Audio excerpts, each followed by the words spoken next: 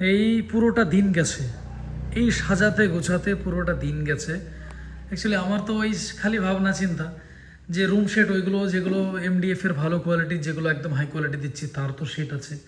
সেগুলো আপনাদেরকে কি শেড দেওয়া যায়, কি কালার করা যায়, বিভিন্ন রকম এটা ওটা, এই সবের জন্য এই যে বললাম না, সবসময় ভাবনা চিন্তা করতে হয়। আর সহজেই সব টুক করে একটা স্ক্রিনশট করে কপি করে নেয়। এই সেগুনের মাল, এ কি সুন্দর এ মাল, লাইট সব কালারফুল লাইট দেওয়া আছে, তার জন্য বোঝা যাচ্ছে না।